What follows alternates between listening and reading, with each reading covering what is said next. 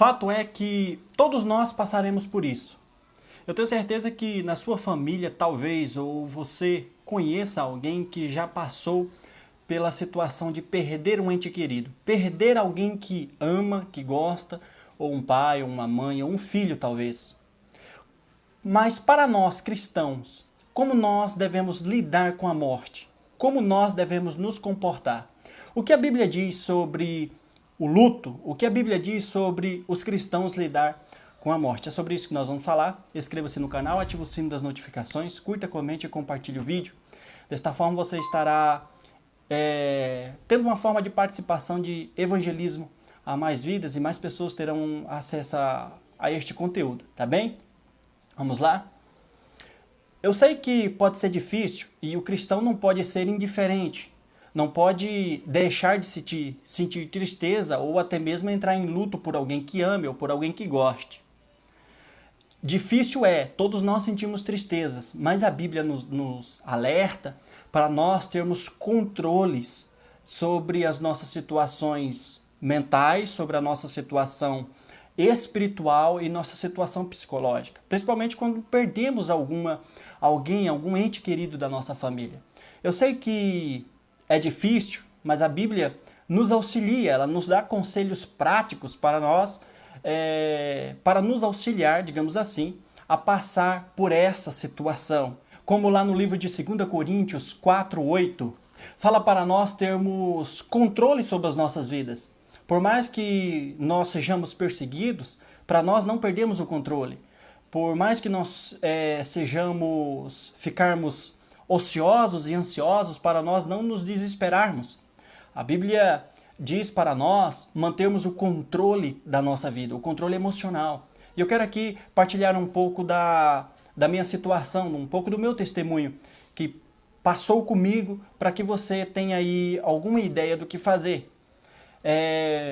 A primeira perda que eu senti pessoalmente foi a de uma irmã minha. Quando ela tinha 1 ano e pouquinho de idade, ela foi diagnosticada com leucemia. A minha mãe passou 4 anos e meio lutando contra este câncer. E a minha irmã veio a falecer com 4 anos e meio, tá? 4 anos lutando contra o câncer, lutando contra esta enfermidade, mas infelizmente ela veio a partir. Mas na época eu não tinha nenhum entendimento, eu não era evangélico, ninguém me explicou nada, a minha mãe sofrendo muito, a minha família, nós tínhamos pouco preparo, nós não éramos evangélicos. A segunda perda foi a do meu pai. Aí eu já tinha um pouquinho mais de entendimento, eu já tinha um pouquinho mais de controle sobre as emoções que estavam vindo sobre mim. A terceira perda foi a do meu irmãozinho, que logo após que meu pai faleceu, passado algum tempo, a minha mãe arrumou outro relacionamento, se casou de novo e teve outro filho, outro irmãozinho, com 4 meses e pouco. Infelizmente ele veio a falecer. Cerca de 2 anos e meio atrás, a contar de hoje, a minha irmã com 10 anos e 28 dias, veio a falecer com uma infecção generalizada que pegou na perna. Só sei que todas essas perdas me levaram a sentir muita angústia, até mesmo ficar um pouco traumatizado. Eu até te entendo quando você diz que ficou traumatizado, ou que está triste, ou que está de luto. E isso varia de etnia para etnia, de pessoa para pessoa. O tempo que demora para nós ficarmos de luto vai variar muito, dependendo do comportamento, dependendo do sentido espiritual e psicológico de cada pessoa. Tem etnia, por exemplo, que tem costumes de ficar um certo tempo com um padrão ou uma determinada cor de roupa, como por exemplo o preto, que comumente na década de 60, 80 e 90 era acostumado a usar aqui no Brasil. No costume judaico, por exemplo, as pessoas, quando perdem alguém, algum ente querido, elas entram em luto, se consternando, se aquebrantando os seus corações, rasgando as suas vestes, raspando a sua cabeça e indo para o pó da cinza, jogando sobre as suas cabeças. Por isso que lá no livro de, se eu não estiver enganado, de Êxodo, eu acho que deve ser, no livro de Êxodo, Nadab e Abiú, quando morrem em cima do altar, provocado pelo incêndio que desceu fogo, que Deus provocou um incêndio sobre eles, eles morreram queimados. Quando Moisés, que era tio de Nadab e Abiú, que era irmão de Arão, pai de Nadab e Abiú, quando eles esboçaram chorar, o Senhor disse, não rasgue as suas vestes, não raspe a cabeça e não vão para o pó das cinzas. Tá certo que o sentido desta proibição é outro tema de vídeo, mas a cultura deles era essa. E isso varia de etnia, de lugar, de país, de momentos e instantes que as pessoas estão passando. Mas o fato é que a Bíblia nos ensina a como nós nos comportarmos. A como se comportar, por exemplo, quando uma pessoa morre sem o Senhor. Como se comportar com uma pessoa que morreu sem conhecer a Cristo. Fato é que nós, evangélicos, sabemos que quando uma pessoa morre sem conhecer a palavra de Deus, logo ela não vai para o céu, ela está condenada. Se ela teve realmente a oportunidade de se converter, de servir a Cristo Jesus, e ela assim o rejeitou, como está lá no livro de Marcos 16:16, aquele que for batizado será salvo, mas aquele que não crê já está condenado, na verdade. Nós sabemos que alguém que morre sem conhecer a Cristo, mas como o cristão deve se comportar? Se a Bíblia fala para nós, para o nosso comportamento ser de igual modo a acreditar na soberania de Deus. Acreditar que Deus é capaz de nos consolar, de nos dar uma saída, de nos confortar, que o Espírito Santo de Deus vai nos abraçar e nos confortar neste momento tão difícil. Tá? Eu sei que é difícil, mas nós devemos crer na soberania de Deus. E acreditar também que nos últimos momentos de vida daquela pessoa, de determinada pessoa, ela pode crer e pode acreditar que ela foi salva, que o Senhor Jesus deu uma saída para ela. Nós devemos acreditar profundamente nisso, mas não devemos orar, um alerta. Ore para que Deus te conforte e conforte a sua família, mas não ore por aquela pessoa que já se foi, porque depois da morte não há mais saída. E como um cristão deve se comportar em contrapartida com uma pessoa que já conhecia o Evangelho, que já sabia da salvação e ela morreu em Cristo Jesus?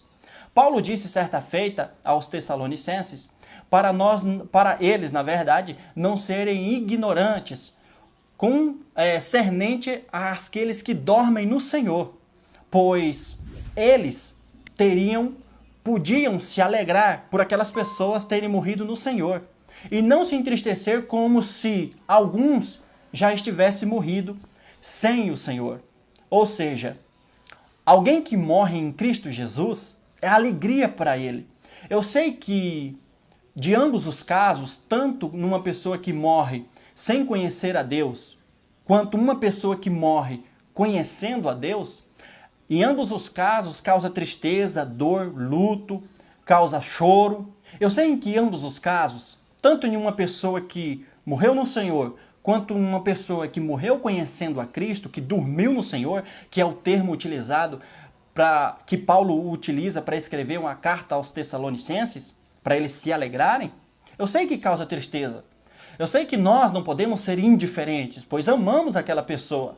Ou até mesmo alguém que nós conhecemos, e vai depender muito também do nosso sentimento, da proximidade que temos com aquela pessoa. Mas isso não impede de nós sentirmos tristeza ao sabermos de uma notícia tão triste quanto essa, pois causa impacto, causa tristeza, choro e luto, dependendo da sua situação. Mas a Bíblia fala para nós termos controle emocional, controle em ambas as partes.